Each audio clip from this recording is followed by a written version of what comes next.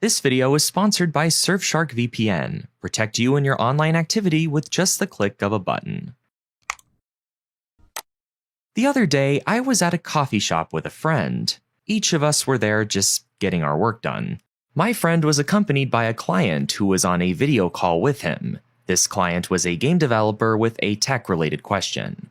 The client proceeded to share his computer screen, revealing a custom-designed and fairly odd but familiar-looking desktop. Naturally, my friend's first question was, "Whoa, what is going on with your computer?" The client responded with what is easily one of the strangest and most interesting answers I've ever heard to a question.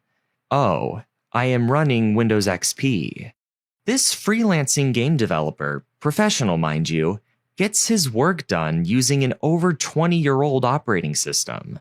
I have no idea how or if he is using modern software to pull all this off, but from what I can tell, it looks like he is doing pretty okay. I had so much intrigue for the fact that this man was using an operating system that lost support back in 2014. I mean, there has to be some practical reason behind this, other than simply wanting to embrace a now vintage lifestyle, right? But what and why? In 2001, Microsoft came out with Windows XP. It was the OS which followed the releases of Windows Me and 2000. But the main direction XP intended to take was simplicity. And this makes a lot of sense.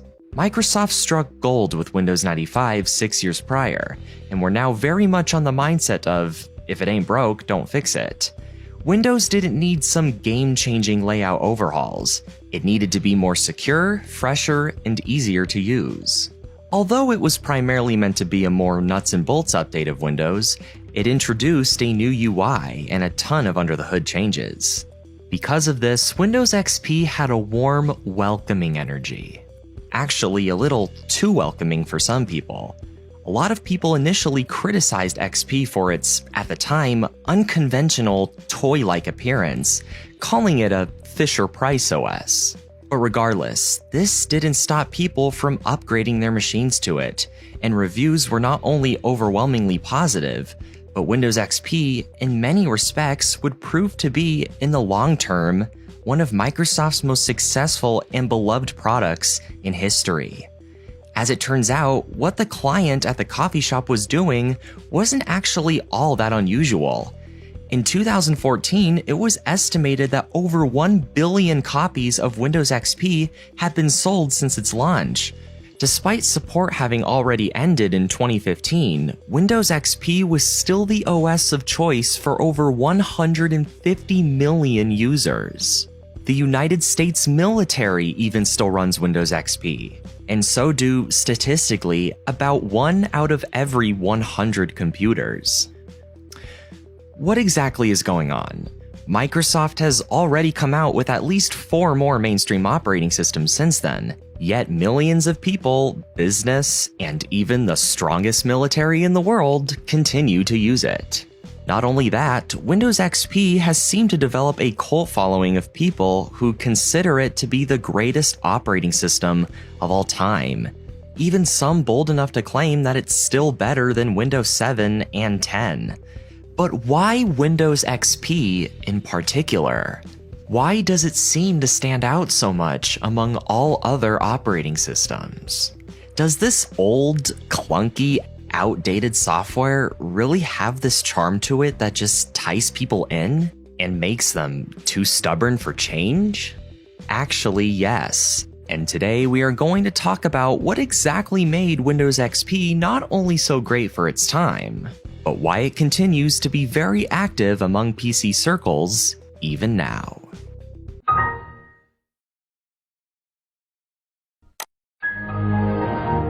Windows XP may have been secure for its time, but it is nowhere near as secure as Surfshark VPN is today. Surfshark is an incredible tool designed to prioritize your safety and privacy when using the internet, while keeping it just as easy to use as ever before. By encrypting your data and changing your IP, a VPN prevents people from seeing your online activity or search history, protecting you from your ISP or potential hackers. However, Surfshark stands out from the other VPN providers boasting its built-in Clean Web tool, designed to block any malware, trackers, or malicious ads from showing up on your computer when using the internet. With all these features, you will no longer have to worry about companies building profiles on you for advertisers or throttling your connection just based on your internet activity alone. But my personal favorite feature of Surfshark is being able to access geo-locked content. If you want to access content that is not available in your country, just simply change the location of your IP, and there you go. The best part? It only requires one subscription to install Surfshark on an unlimited number of devices across multiple platforms. With my link shown on the screen, you can get 83% off your subscription and 3 months completely free. So give Surfshark a try and help make the internet a safer place. Windows XP was able to establish such a positive name for itself for a multitude of reasons, which include its structuring, how it was compared to other OSs, and most importantly, its unplanned longevity. Windows XP's success starts during its development and how it was approached. This goes back to 1998. This is going to be a little bit of a refresher on Windows Me's development. If you haven't already watched my video on that, check it out. Originally, Microsoft intended to create 2 separate operating systems that focused on different target audiences, one for the home users and consumers, and one for businesses, respectfully given the codenames Windows Neptune and Odyssey. The late 90s were a time where computers were really starting to evolve. You've got the internet, laptops are becoming more commonplace and popular among younger people, and a lot of other things. MS-DOS, the foundation of Windows operating systems at the time, was starting to become outdated, and it was time for Microsoft to change things up a bit. They were instead focusing more on their line of software known as Windows NT, literally standing for New Technology. And Neptune was meant to be the first Windows version for consumers that would be built on it, getting rid of MS-DOS completely. It introduced features that would be seen in XP, such as Firewall and a similar logon screen. Not a whole lot of information is available on Odyssey, other than that it was worked on alongside Neptune. Ultimately, both these projects would be merged into a new project codenamed Whistler, as Microsoft chose to release Windows Me to consumers instead, which would be a rookie mistake. Beta releases of the Whistler OS would be released up until the end of 2001, where it was released under its official name of Windows XP, an abbreviation for Experience. Evidently, XP introduced a ton of new features, many of which seemed standard and ordinary at the time, but would prove to be incredibly impactful in the long term. To name a few, this would include device driver rollback. This is something that we even see today with Windows 10. If you have a device driver update that, for some reason, just does not want to cooperate and is causing terrible crashes and instability, with just the push of a button, you can revert to the previous version. Just one small feature like this has saved users arguably hundreds of hours of arduous work. Another one is Remote Desktop. Although this was incredibly ahead of its time compared to the capabilities of previous Windows versions, it was standard in the sense that many technologies were going to adapt it at that same time anyway. Heck, Apple released its Remote Desktop program on OS X not even 6 months later. But regardless, Windows XP being the first to adapt it only worked in its favor. And even now, Remote Desktop has saved many people from trips to the store, and has allowed them to solve their problems and transfer their files in the comfort of their own homes. Lastly, arguably the most impactful feature that Windows XP had for creating its success was merging the codebases of the Windows 9X and NT product lines into one. Remember how we mentioned that MS-DOS was starting to become both outdated as well as a security risk? Well, this was a big issue for most of the current Windows versions. All of Microsoft's home-based operating systems were built on the Windows 9X kernel, which included an underlying foundation of MS-DOS. This was quickly going to become a problem as software got more sophisticated, so there was huge demand for Microsoft to jump ship and head over to the much more stable NT-based model. But there was a caveat to this. Although this new NT-based Windows would be much more stable and secure, most, if not all, the Windows 9X-based programs would just not run on it properly. Despite that it was quickly aging, Windows 9X was still being used by tons of people, and the apps and drivers that they rely on might not work on NT-based platforms. Consequently, they were stuck on an unstable and insecure system. It was a double-edged sword. There was a workaround for this though, to merge both 9X and NT together. This was a very ambitious feature for Microsoft to introduce, and a lot of users wanted to see it. And finally, Windows XP actually did it. For the first time, there was a Windows OS that combined the 9X and NT codebases, and now users could benefit from the best of both worlds. Windows XP allowed them access to the stability of NT, while also being able to, say, run Sid Meier's Civilization 3 without worrying about the system crashing. People could work with their favorite software without having to leave their comfort zone. It was the ideal compromise between business and home. Of course, there were some cases where DOS and 9X-based programs could not run natively on an NT environment like XP. But XP's approach helped this be way less of a problem than it could have been. Emulators such as DOSBox or virtual machines could circumvent this issue, and another new, at the time standard feature called Compatibility Mode helped with these problems too. This feature allowed you to essentially trick the program into thinking that you were running it on, say, Windows 98 or 95. The feature was introduced in Windows 2000 Service Pack 2. But this was a business operating system, so the feature's continued presence in XP revealed it to a ton of new home users. So for most of them, the first time they saw this feature was in XP.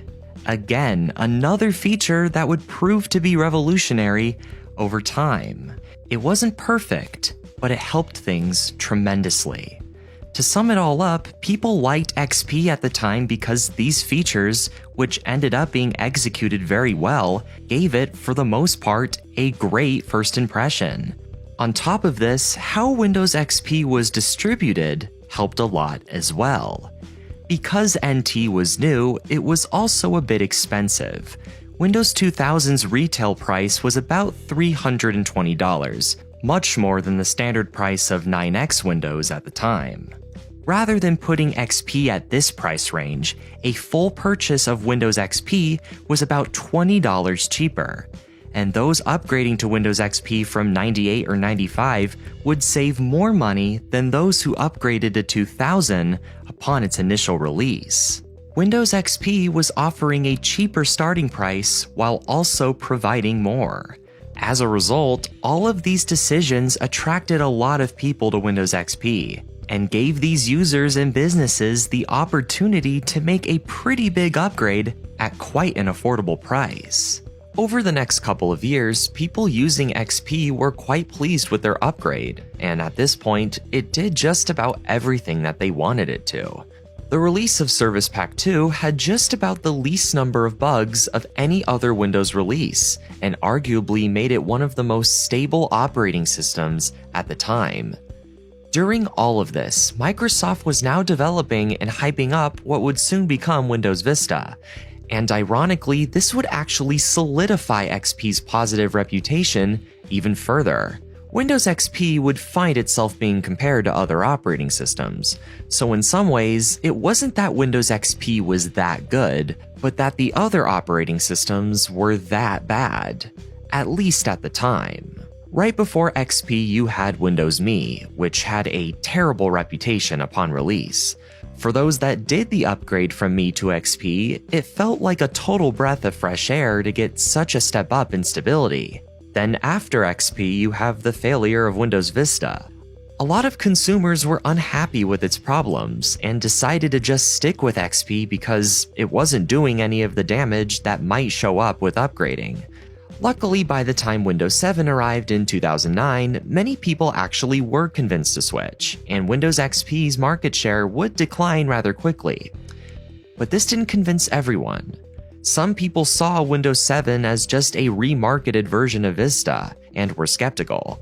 Consequently, they still stuck to XP because even 8 years later, it was still doing what they needed it to do.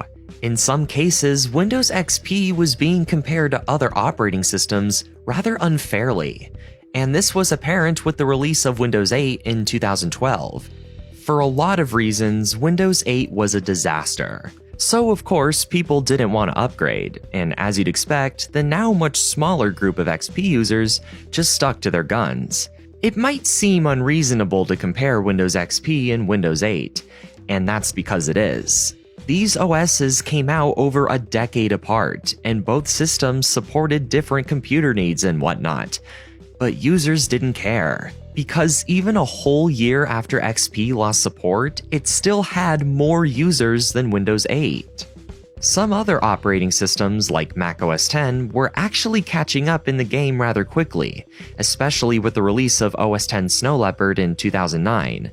Though this didn't have as much of an impact on XP as other Windows versions might have.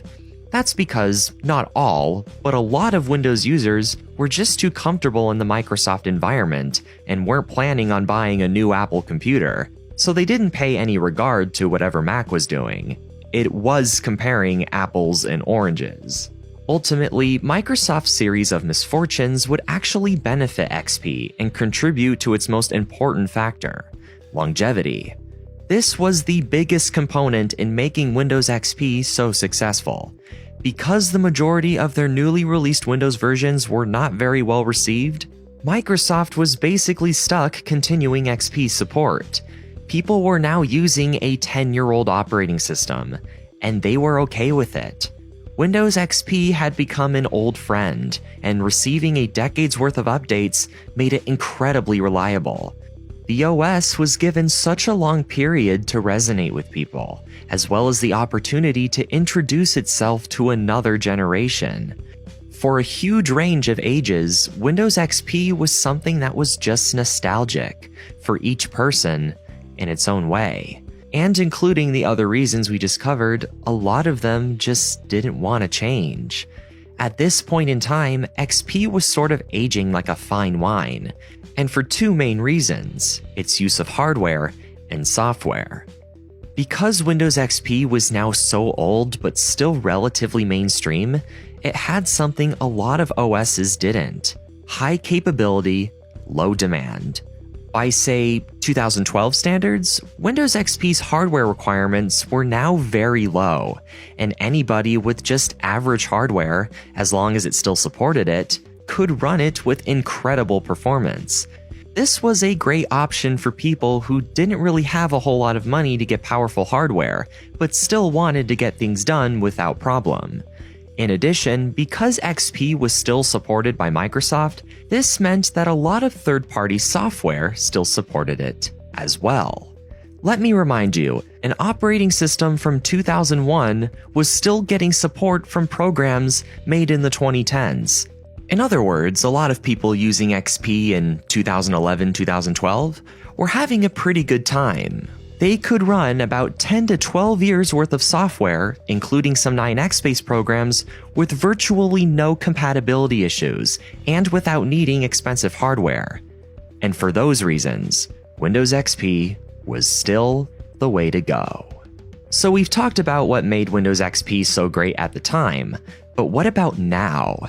I mean, now we have Windows 11, and support for XP ended in 2014.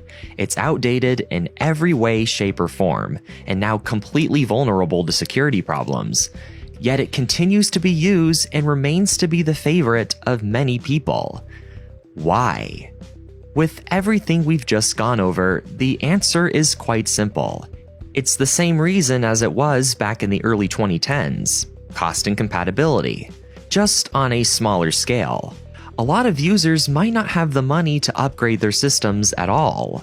You actually see this in a lot of developing countries, as well as low-funded businesses and schools. Windows XP doesn't require a lot of computing resources nowadays, and fulfills basic user needs. Also, even now with, say, Windows 10, a lot of users still need to rely on old software that can only run on XP.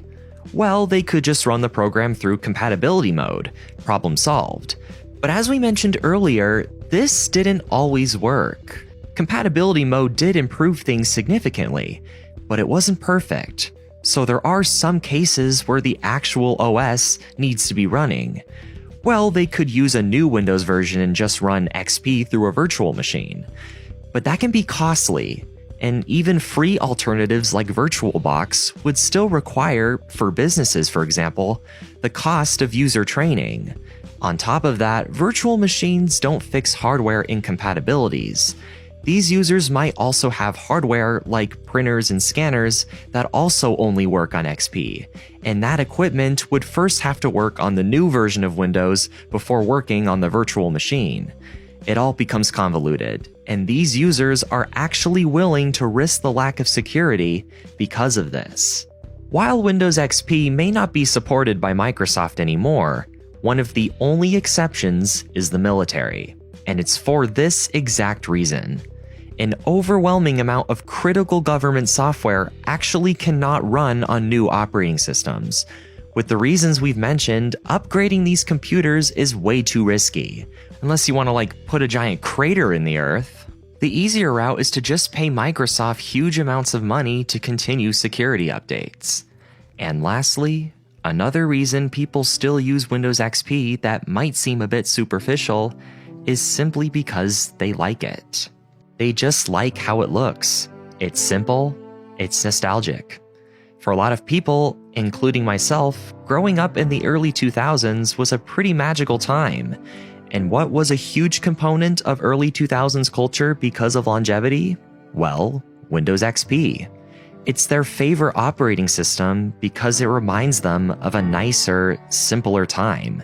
Depending on your age, an era of fun and no responsibility. And it's the simple things that bring them back to that. Whether that's the iconic startup sound or that beautiful field of green. Oh, and SearchDog was terrible. Is Windows XP your favorite operating system? If so, why? Let me know that in the comments below. Don't forget that you can use my code located in the description to get 83% off and 3 months free on your Surfshark VPN subscription. You can't miss a deal like that. Thank you so much for watching. If you enjoyed this video, please subscribe and hit the notification bell so that you never miss a future video. Also check out my Patreon to get access to exclusive content and to watch videos early.